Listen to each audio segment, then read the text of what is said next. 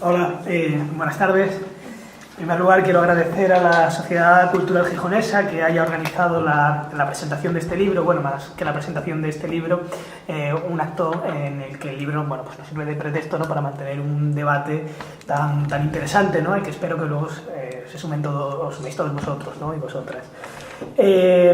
Yo sí creo obligado, dado que ocupa una posición central en la mesa el libro, subrayar lo que antes se ha dicho, ¿no?, que se trata de un libro colectivo en el que participan 23 autores y autoras, y si me lo permitís, sí que me gustaría citar el nombre de todos ellos, porque buena parte de lo que voy a decir no son, digamos, construcciones intelectuales mías, sino que son, bueno, pues en buena medida síntesis o ideas que me ha inspirado la lectura y el aprendizaje de estos textos tan interesantes, ¿no? En el libro escribe Josep Fontana, Leopoldo Moscoso, Pablo Sánchez León, recientemente fallecido el maestro Toni Domènech, Wendy Seta Goldman, Rosa Ferrer, Bolikov, Sergi Bolikov, Aurora Bosch, Elvira Concheiro, Sebastián Faber, Ángel Duarte, Francisco Erice, José Luis Martín Ramos, Josep Puiset, José María Faraldo, Miquel Ángel Di Giacomo, Novela Di Nuncio, Jesús Izquierdo, Jairo Pulpillo, Constantino Bértolo, Guillem Martínez, Álvaro García Linera, Enzo Traverso y compañero con el que he coordinado el libro, Fernando Hernández Sánchez. Sin ningún interés comercial, créanme, les recomiendo la lectura de estos textos porque han hecho un trabajo muy interesante. Algunos porque eran ya especialistas en los temas de los que se han encargado y otros porque han asumido el interesante reto de, sin ser especialistas en ese tema, ponerse a pensar en él. ¿De acuerdo? Bueno, dicho esto, yo voy a lanzar también alguna serie de ideas acerca de la Revolución, acerca de su centenario, del lugar que ocupa en los debates actuales, y voy a hacerlo de la manera más sintética posible, a fin, ya digo, de que luego podamos tener un tiempo interesante para el debate, no solo entre los que estamos en la mesa, sino también con vosotros. Estamos, se ha subrayado, ¿no?, en el acontecimiento más, no sé si decir importante, pero al menos acontecimiento de mayor trascendencia del siglo XX, ¿no? Esta trascendencia, esta importancia de la Revolución se debe, yo creo, al menos a tres cosas fundamentales: a su originalidad, a su novedad, a constituir, ¿verdad?, la primera revolución socialista triunfante, ¿no?, que va a romper, que va a dinamitar la piedra angular del modelo civilizatorio imperante, que es la propiedad privada, ¿verdad?, y a construir, o a intentar construir, al menos teóricamente, el primer Estado obrero de la historia. Luego, porque de esta tremenda revolución va a emerger en el ámbito de las relaciones internacionales una potencia primero, superpotencia después, como la URSS, con capacidad para disputarle durante buena parte de la segunda mitad del siglo XX la hegemonía, la gran potencia hegemónica, que sin lugar a duda Estados Unidos.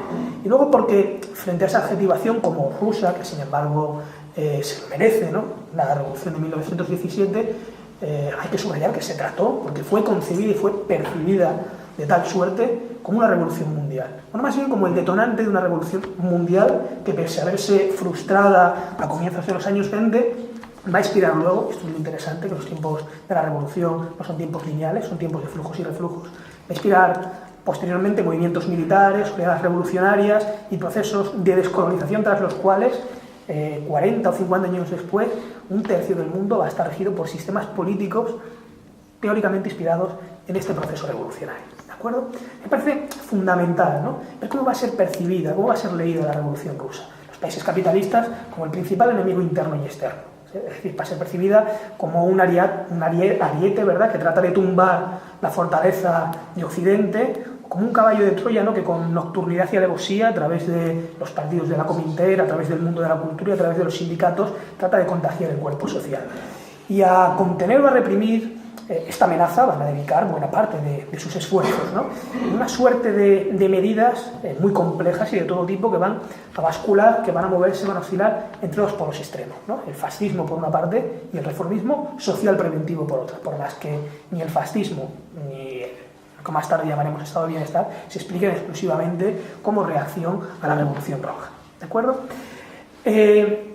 Fue un ariete, fue un caballo de Troya, pero yo creo que la Revolución Rusa fue realmente el reactivo, ¿no?, o la levadura que se aplicó sobre una sustancia, la sustancia de la revolución social, que ya estaba contenida en el propio cuerpo de buena parte del proletariado internacional. El caso de España también es muy interesante, ¿no?, porque en agosto de 1917, antes del asalto al Palacio de Invierno, hay una huelga general de cariz revolucionario que va a poner en jaque el régimen de la Restauración y que va a certificar la emergencia de la clase obrera del proletariado como un sujeto fundamental en la historia de España, ¿no? Lo interesante es cómo esta revolución rusa, los acontecimientos de octubre de 1917, van a ampliar luego el horizonte de expectativas de este sujeto político ya vigorizado, ¿no?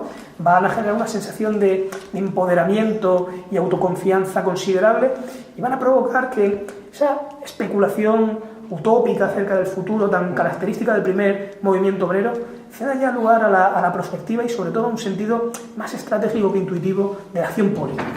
Interesante es cómo este acontecimiento, ¿no?, va a ser leído por las clases populares, por las clases subalternas, como un acontecimiento novedoso, inesperado, porque la Revolución Rusa es un acontecimiento inesperado, pero al mismo tiempo también como resultado de la recurrencia de una larga tradición con episodios parecidos en su imaginario, ¿verdad?, tales como la toma de la Bastilla, el asalto al poder de los jacobinos, las múltiples revoluciones del 20, 30, 48, la Comuna de París, ¿no? Es decir, una de las canciones que más se van a cantar también en Petrogrado en aquellos meses convulsos va a ser precisamente la Marsellesa.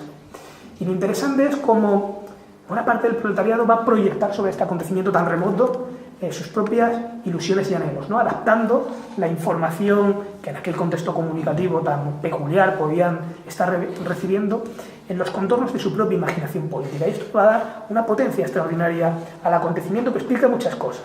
Explica como, por ejemplo, aquí en España, ¿verdad?, la CNT respaldase de manera entusiasta el asalto al Palacio de Invierno, la Revolución de Octubre, porque la concibe como una revolución consejista, como una revolución bakuninista, ¿no? Pero se ha dicho, y eso es fundamental, es decir, la Revolución Rusa también va a generar tensiones y hostilidad en buena parte del movimiento obrero. Primero porque la tradición de la que viene ya ha subrayado, ¿no?, esa complicidad con lo que en el argot de la época se llamaba el chauvinismo, ¿no?, de la socialdemocracia, que le llevó a respaldar los créditos de guerra que dieron lugar a esa gran tragedia, ¿no?, de 1914. También porque en su desarrollo, y esto es interesante, ¿no?, como la práctica quiebra la teoría muchas veces, en su desarrollo va a romper los esquemas interpretativos hegemónicos en la Segunda Internacional, tipificados por el gran papa del marxismo que fue Kautsky, ¿no? Y luego también porque, claro, en su imprevisto de curso, ¿no?, y convulso desarrollo, va a socavar, va a sacrificar ideales de libertad, se ha dicho, ¿verdad?, y autonomía muy arraigados en la propia tradición obrera. Es decir, que la lectura que se haga de estos acontecimientos va a ser problemática, va a ser conflictiva y va a generar no una, sino varias escisiones progresivamente. Es interesante, ¿no?, la contradicción o la, revolución que dentro de la propia tradición socialista generan los sucesos de la Revolución Rusa, ¿no? Es decir, los bolcheviques, más a veces inconsciente que conscientemente, van a romper con esa concepción del tiempo lineal, progresiva y teleológica tan característica de la Segunda Internacional, que obligaba a pasar por un largo desarrollo liberal, burgués y capitalista antes de acometer la tarea de construir el socialismo, ¿no?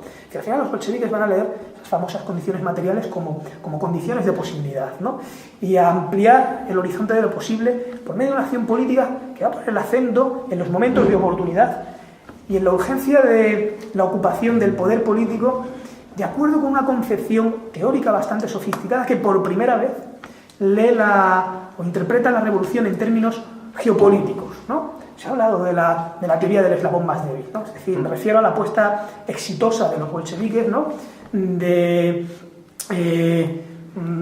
transmutar, ¿no?, esa guerra imperialista entre estados, que será la Gran Guerra, en, como dirán ellos, una guerra civil entre clases en la periferia del capitalismo, es decir, allí donde el proletariado todavía no se había integrado ni en el Estado ni en el mercado, ¿no?, y a ese malestar se podía sumar el malestar con la dominación del capital extranjero. Y me estoy refiriendo también a la tesis, al final fracasada, ¿no?, de convertir esa guerra civil entre clases en la periferia del capitalismo en el detonante de una revolución mundial que se expandiese rápidamente a los lugares del epicentro del sistema. Por tanto, teniendo a esto, hay que leer, ¿no?, hay que entender que la Revolución Rusa fue resultado de una acción política teóricamente fundamentada, pero fue mucho más que eso, ¿no? Fue resultado también de una conjunción de casualidades extraordinarias, como suelen ser todos los procesos revolucionarios. Fue resultado de la propia crisis interna y orgánica del zarismo que no se explica solo a partir de la acción política. Fue el resultado, y ahí hay que poner el acento, de la acción de un sujeto heterogéneo, inicialmente muy fragmentario, con hegemonía de la clase obrera industrial, pero un sujeto muy heterogéneo, que no se había configurado como sujeto revolucionario con anterioridad al proceso mismo, sino que se va a configurar como tal, como resultado, por supuesto, de una larga tradición de luchas sociales y políticas, pero como resultado también del efecto unificador de una práctica política muy acelerada y muy contagiosa, ¿no? Es decir, gracias a que habían participado en esas luchas sociales, políticas y culturales, la mayor parte de los soldados que formaban la guarnición de Petrogrado decidieron, a finales de febrero de 1917, no disparar contra las multitudes. Pero gracias también a estos procesos de contagio, de cálculo nuevo de los intereses, de expectativas, de cambio de las concepciones, que sucede de manera tan acelerada en los procesos revolucionarios, algunos de los soldados, por ejemplo, los del regimiento Volinsky, que el 26 de febrero sí dispararon contra las multitudes, al día siguiente, sin embargo, se amotinan y pasan a engrosar las filas de la revolución. Esto es muy interesante, cómo se van formando los sujetos obreros. Es como la formación de la clase obrera en Inglaterra de P. Thompson, pero condensada en unos meses, ¿no? Cómo se va construyendo ahí el sujeto revolucionario de manera muy rápida. Y este es el momento fundamental, uno de los momentos fundamentales de la revolución, ¿verdad? Es decir, finales de febrero de 1917, cuando convergen dos cosas, ¿no? Es decir, una transgresión masiva del orden y la legalidad y un colapso de los dispositivos administrativos y sobre todo represivos del Estado. Es decir, cuando las movilizaciones que surgen como las movilizaciones del Día de la Mujer se salen del recorrido programado, así empiezan las revoluciones, cuando hay fuerza suficiente para salirse de los recorridos programados, van al distrito financiero, van a la perspectiva Leitsky, van a los barrios obreros y finalmente el ejército, no solo buena parte de los soldados no disparan contra las multitudes, sino que se suman a la revolución. Esto ha generado, también se ha dicho, ¿no? Los sucesos de febrero y sobre todo el asalto al Palacio de Invierno de octubre, ha generado una imagen de la revolución que pone el acento en su importantísima dimensión levantisca, insurreccional, conspirativa, ¿no? El problema es que esta dimensión ha eclipsado lo que a mi modo de ver es no solo más interesante, sino más importante, ¿no? Es decir, esos procesos de expansión y radicalización de la democracia entre los sectores populares, sin los cuales no se explica ni el asalto al poder de los bolcheviques, ni luego, lo más importante, la preservación del poder en el contexto de una guerra prolongada y terrible y cruenta, ¿no? Sí, yo creo que hay que poner el acento, no solo por interesante, sino por importante, esos procesos de reapropiación de la política por parte de los sectores populares, de contagio del entusiasmo, de desbordamiento de la ilusión, de creación, ¿no? De construcción de nuevas formas de organizar la producción, el consumo, la distribución, los intercambios, la cotidianidad, las relaciones interpersonales, la cultura, la educación, ¿de acuerdo? Porque ese es el momento, yo creo que más determinante, ¿no? De una verdadera revolución, aquel en el que la ruptura de los diques represivos, ¿no? Hace que estalle toda la energía social acumulada y esta se multiplica de manera exponencial, porque si algo se parece a una revolución social, y esto lo decía Walter Benjamin a propósito de la revolución rusa, es a la explosión de energía liberada por la fisión de un átomo, ¿no? Toda esa fuerza material concentrada a lo largo de años, ¿no? Es decir, es una explosión cuya onda expansiva va a prolongarse posteriormente durante décadas, ¿no? Y esta energía se va a canalizar, como bien ha explicado Weiss, a través de los soviets, ¿no? Que en virtud de su masividad se estima, ¿verdad?, que llegaron a representar aproximadamente a 1/3 de la población rusa. Es extraordinario, ¿no? Solo hay que ver las fotografías, ¿no? que existen del soviet, sobre todo de Petrogrado, ¿no? Para ver cómo aquello se desbordaba en niveles de participación. Gracias a su masividad, gracias a su capacidad para asumir los servicios públicos, la autodefensa, gracias también a su conexión con los comités de fábrica. Y también hay que hacer matices, porque a veces llamamos soviet a lo que no son exactamente soviet, es decir, las estructuras de participación de los sectores populares y de la clase obrera son también mucho más heterogéneas, hay conexiones entre ellas, van a asumir la producción. En definitiva, lo que se subraya, se van a convertir en un poder constituyente. En un poder constituyente que no ejerce de tal, porque ciertamente es el respaldo fundamental del gobierno provisional, pero que va a ejercer de tal cuando finalmente saque y quite ese respaldo al gobierno provisional y respalde, sin embargo, la insurrección bolchevique de octubre. ¿Cómo leer octubre, los sucesos de octubre? Yo creo que son resultado de simplificándolo mucho, ¿verdad? Son resultado de la convergencia de una tendencia insurreccional y revolucionaria cada vez más amplia entre los sectores movilizados y la directriz de no solo un partido, sino de varias tendencias políticas que ya había penetrado en esos sectores. No puede leerse, creo que es un simplismo, ¿no? Como lo plantea buena parte de propagandistas actuales, o una parte también significativa de la historiografía, como un mero golpe de Estado, ¿no? Perpetrado por una minoría exigua, ¿no? Muy ajena teóricamente al proceso revolucionario anterior y que ya aportaba un modelo totalitario definido previamente.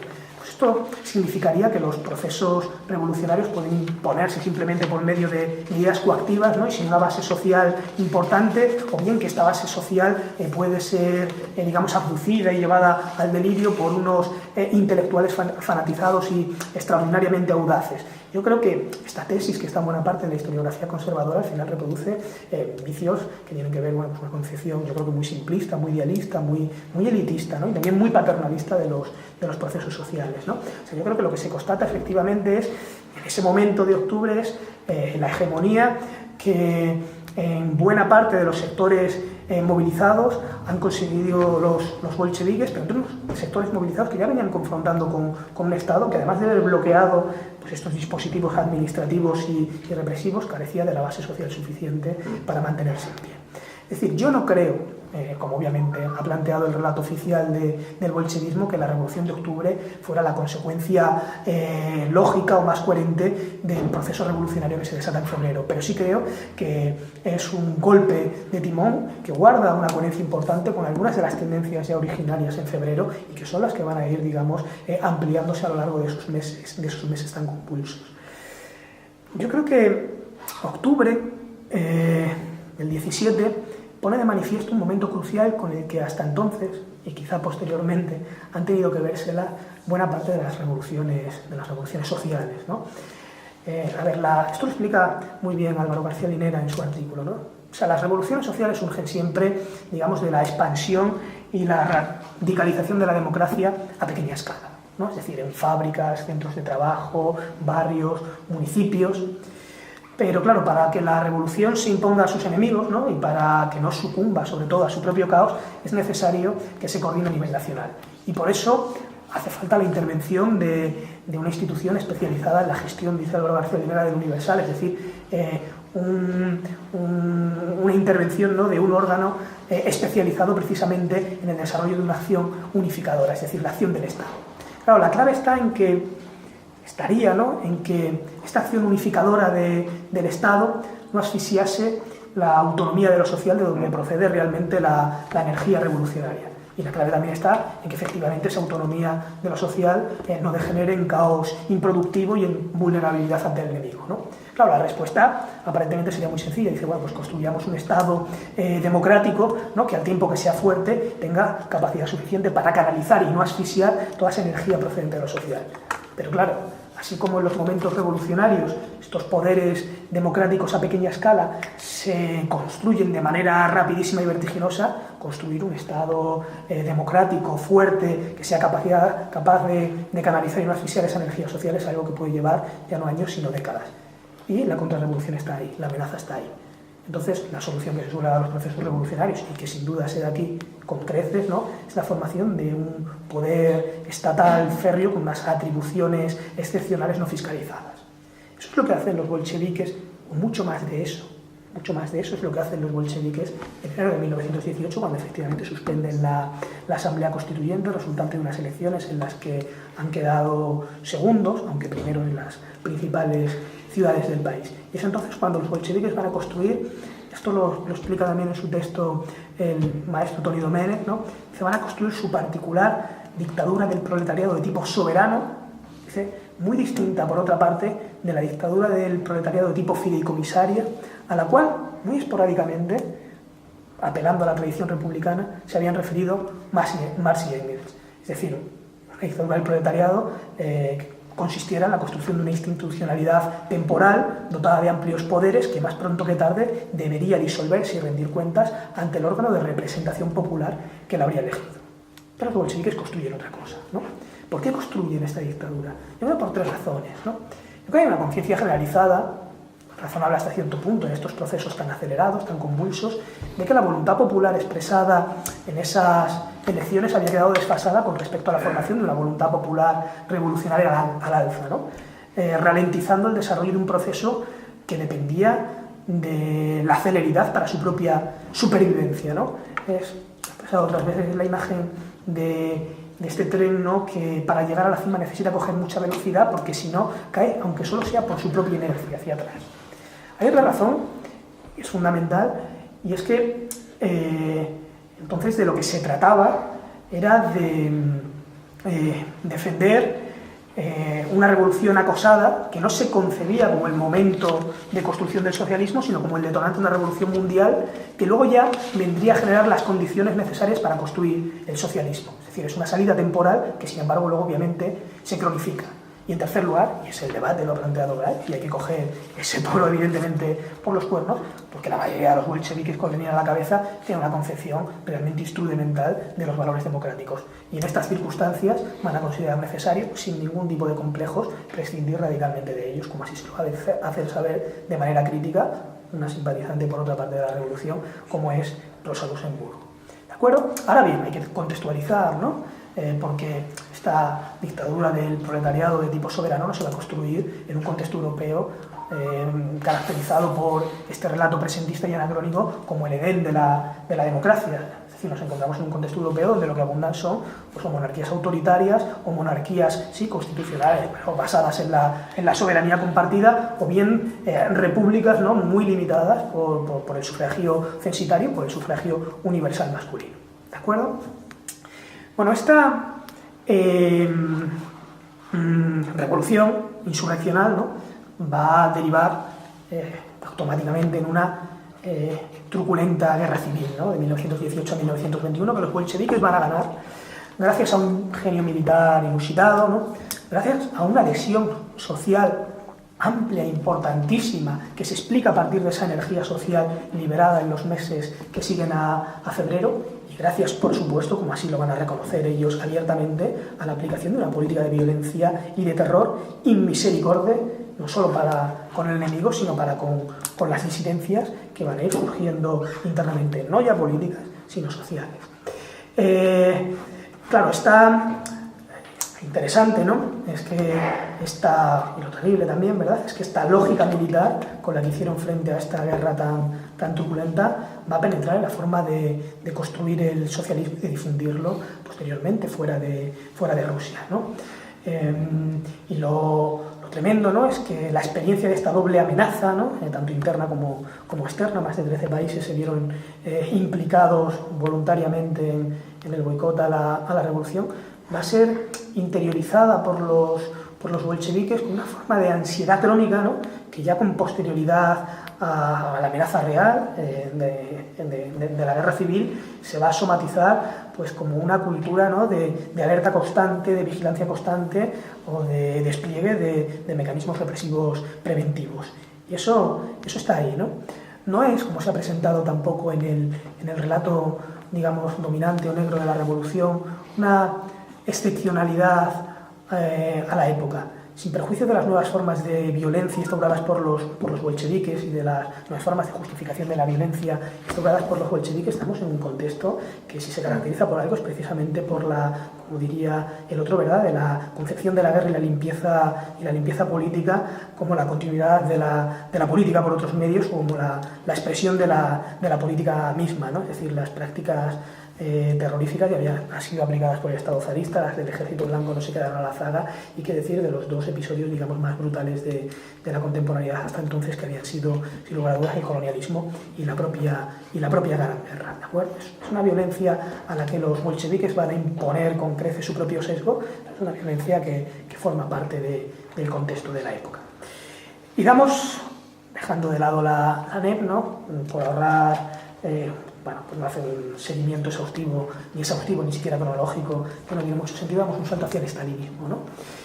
Es sabido, ¿no?, que cuando ya se frustran las expectativas de expansión de la revolución mundial, y cuando por medio de una serie de pactos y sobre todo de la reconstrucción sociológica del partido Stalin se hace con el poder, va a imponer su proyecto de industrialización acelerada del país por medio de una planificación, ¿verdad?, centralizada de la economía. Luego podemos venir a debatir para ver de dónde vienen esos planteamientos, por medio de la colectivización agraria forzosa, ¿no?, y por medio de una explotación intensiva de la fuerza de trabajo, ¿no? Se trató de un macroproyecto, ¿verdad?, impuesto férrea y disciplinariamente desde arriba, pero que también mereció una movilización social por abajo muy importante, que bebía en parte de esas energías acumuladas del momento épico de la revolución, pero también de una nueva adhesión a un proyecto de modernización y engrandecimiento de la patria. Es una convergencia que se va a poner sobre todo de manifiesto en la Gran Guerra Patria y que va a ser determinante finalmente para la derrota del nazismo. Y ambas cosas, los resultados alucinantes, ¿no?, de este proceso de industrialización y modernización tan brutal y el triunfo sobre el nazismo, van a generar una nueva imagen muy atractiva de la Unión Soviética, no solo entre el proletariado, sino también entre buena parte de los sectores liberales, incluso conservadores, con Winston Churchill a la cabeza en algunos de los panegíricos, curiosamente a Stalin, ¿no?, por lo menos del 42 al 47. Luego ya cuando se impone la Guerra Fría, digamos, se reconstruye la imagen de la Unión Soviética y, por supuesto, ¿no?, se pega un impulso fuerte a la construcción de la leyenda negra de la Revolución de 1917, lo cual prueba que es una memoria muy, muy maleable, ¿no? Están las terribles purgas, ¿verdad?, del 36 al 39 con el año central de 1937, y a partir de ahí la asimilación de la Revolución Rusa al legado del estalinismo. ¿Cómo era el estalinismo, ¿no?, en relación a la Revolución de Octubre? Hay, en el relato, digamos, negro, ¿no?, y cada vez más hegemónico, hay, digamos, la afirmación de una tesis que, por decirlo técnicamente, no sostiene una perspectiva genético-determinista, ¿no? Es decir, quitemos el tecnicismo, digamos que viene a plantear, ¿no?, que el estalinismo sería no solo la consecuencia lógica, sino la consecuencia inevitable de la revolución surgida de octubre de 1917, que es una tesis que también sostienen en los propios estalinistas, aunque sea para hacer una valoración positiva, ¿no?, de esa relación de determinación. Luego hay también otra explicación que tiene que ver, digamos, con el legado de la oposición de izquierdas, luego de la oposición unificada, ¿no?, que plantea el estalinismo como una ruptura, como una negación, como una traición, ¿no?, las tesis de la revolución traicionada con respecto a la revolución de 1917. Yo creo que hay que verlo quizá desde otra perspectiva, ¿no? Es decir, la Revolución Rusa fue, como todos los procesos revolucionarios, un proceso imprevisible, ¿no? Es decir, un proceso no determinado por ninguna conciencia previa de lo que se quería que fuera ese proceso de transformación radical de la sociedad. Es un proceso que va a experimentar numerosas regresiones, numerosos giros, como resultado del advenimiento de circunstancias no previstas, como resultado de decisiones que se toman sin mucha conciencia de cuáles pueden ser sus circunstancias, y como algo que es habitual en todos los procesos de cambio, como cambios que acontecen también en los propios sujetos que están promoviendo esos cambios. En este sentido, ¿cómo leer el estalinismo? Efectivamente, como una regresión de ese proceso revolucionario, pero también como la imposición o la exacerbación de algunas tendencias que ya estaban presentes desde primera hora. Son muy interesantes los paralelismos del estalinismo con respecto a lo que sucede en la Revolución Francesa. Tiene cierto sentido hablar del estalinismo como reacción terminoriana a una revolución soviética, aunque no se agota ni mucho menos ahí. Tiene también sentido hablar del estalinismo, ¿no?, como, digamos, como reconfiguración o expansión napoleónica, ¿no?, de un proyecto que va a mutar en otra cosa diferente, pero que no va a dejar de portar también valores de la revolución, ¿no? Y eso explica que bajo esa bandera, ¿no?, se sigan movilizando quienes se identifican, pues, con los viejos ideales de 1917, a pesar de que aquello, como forma estatista, ya haya mutado en otra cosa diferente y en muchos casos terrible, ¿verdad? ¿Qué queda hoy de la memoria de la revolución de 1917? Yo creo que queda poco, ¿no?, en el recuerdo colectivo. Creo que este recuerdo ha venido declinando. Yo creo que, más allá del interés que ahora pueda cobrar en ciertos medios al calor de la efeméride, yo creo que este recuerdo ha venido declinando al menos por 4 razones. Una, por el colapso evidente de los países del socialismo real, de la caída de la Unión Soviética, lo que hace que esta memoria esté muy vinculada a la derrota de un modelo con el que incluso dejaron de sentirse identificados en gran medida quienes sí se sentían identificados con la revolución de 1917, ¿no? Creo que también es resultado de la malísima gestión que de esta memoria han hecho los herederos de la propia revolución, ¿no? Que se han movido de manera muy oscilante entre una exaltación acrítica y agiográfica y un descarte acomplejado y muy frívolo. Cuando yo analicé en mi libro sobre el PC y el PSOE de la transición el abandono del leninismo por parte del PC, había esos elementos de frivolidad, ¿no? De despacharse una tradición con la cual tenías que dialogar de manera crítica de forma muy, muy frívola para hacer frente a batallas muy coyunturales. Pero más allá de estas decisiones, digamos, ese declive del recuerdo ha tenido que ver con una nueva configuración cultural y sociológica que al calor de nuevos procesos de expansión del consumo, de precarización, de disolución de las identidades de clase, de constitución de una institucionalidad con una apariencia y a veces una realidad también de representación muy fuerte, ha hecho que buena parte de las sociedades, ¿no?, respondan a subjetividades ya no hostiles, sino en gran medida indiferentes a las utopías revolucionarias. Y sobre estas derrotas, sobre esta gestión a veces tan torpe y sobre este magma social se impuso también una ofensiva ideológica que llamamos neoliberalismo muy contundente, ¿no?, que vino a caracterizar el socialismo en clave tecnocrática como una experiencia, digamos, que conducía a un saldo negativo en términos de eficacia, ¿no?, en términos de estímulo para el trabajo, en términos, aunque solo sea de sostenimiento del propio modelo a medio plazo. Y sobre todo luego ya un discurso mucho más hardcore, ¿no?, que tiene que ver pues con la presentación de las utopías revolucionarias como ensueños conducentes finalmente a distopías relacionadas con modelos que tienen que ver con la homogenización social, la tiranía política o la escasez material, ¿no? Y todo esto, bueno, pues con la construcción de unas narrativas a nivel sobre todo cultural que presentan estas experiencias como regresivas o como cándidas o como obsoletas o como estéticamente feas, ¿no? ¿Qué queda de la revolución en términos políticos, ¿no?, del legado de la revolución en términos políticos? Yo creo que hay dos formas de verlo. Yo creo que si lo vemos desde un punto de vista orgánico o programático, es decir, desde el punto de vista de la continuidad de las organizaciones surgidas de octubre o de la continuidad de los programas revolucionarios de aquella época, queda muy poco, ¿no? Porque incluso los partidos comunistas más influyentes, ya sea por revisión crítica o ya sea por impotencia práctica, han refinado en gran medida también sus programas de acción. Pero yo creo que si lo vemos desde el punto de vista de las analogías que se pueden establecer entre luchas sociales y políticas de los últimos años y aquella experiencia, sobre todo desde la identificación de algunos de los protagonistas de estas luchas con figuras, con debates, con encrucijadas y sobre todo con aspiraciones de aquella época, queda bastante más. Y así lo han visto tanto intelectuales o militantes de la izquierda como propagandistas de la derecha, ¿no?, que han visto en las experiencias posneoliberales de Asia y sobre todo de América Latina o en las múltiples luchas sociales a raíz de la crisis estructural del capitalismo de 2008, han visto bien un resurgir, en los casos del espíritu, en otros casos del fantasma, ¿verdad?, del comunismo, ¿no? Lo cual prueba dos cosas, ¿no?, que al menos en el caso de la izquierda como proyección, como anhelo, como reinterpretación sigue bastante vivo, y en el caso de la derecha, ya sea como exageración, como histrionismo y en el fondo como miedo a la irrupción organizada de los plebeyos, también esa memoria sigue presente, ¿no?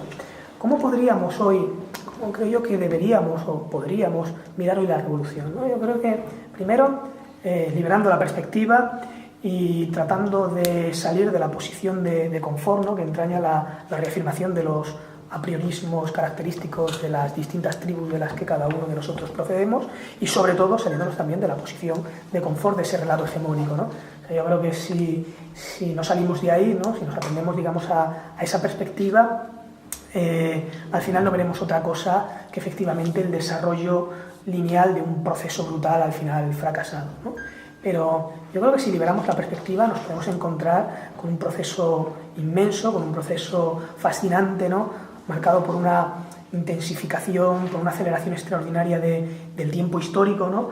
Donde van a sucederse y a veces a solaparse y a convivir, digamos, la imaginación utópica más vanguardista, ¿no? Con formas de dominación burocrática terribles, ¿no? Donde van a convivir, digamos, prácticas democráticas extraordinariamente avanzadas por abajo, con la directriz y el verticalismo de unas élites finalmente devenidas en muchos casos en clases parasitarias, formas digamos, de violencia liberadora con formas ciegas y necrófilas de violencia, ¿no? Es decir, es un laboratorio. Yo creo que así deberíamos concebir la Revolución Rusa, ¿no? Como un laboratorio desde el que pensar la acción social, ¿no? Y sus posibles bifurcaciones, ¿no? Donde algunos de los caminos que entonces no llegaron a recorrerse del todo quizá no se hayan perdido para siempre. Yo creo que esto es tanto más importante para quienes quieran fundamentar una práctica política transformadora, por poco ambicioso que sea, liberar la perspectiva, ¿no? Dialogar con el pasado y entender que cuando quieres ir lejos tienes que coger, digamos, impulso de las tradiciones previas, y que en esas tradiciones te vas a encontrar inevitablemente, aunque solo sea por inercia, con un acontecimiento tan magno como el de la Revolución de Octubre. Entonces tendrás que dialogar críticamente con él. Y yo creo que si se libera la perspectiva, seremos capaces de ir retirando, ¿no? Todos los escombros, todas las ruinas terribles de aquella experiencia tan inmensa, bajo las cuales yo creo que sí sigue habiendo, como dice en el libro en su traverso, un núcleo emancipador, ¿no? Algunos pilares, otros habrá que construirlos de nuevo de raíz, pero algunos pilares donde a lo mejor empezar a levantar algunas cosas tras todo ese mar de escombros y de ruinas, ¿no? Yo creo que es importante liberar la perspectiva y vamos a debatir sobre ella. Gracias.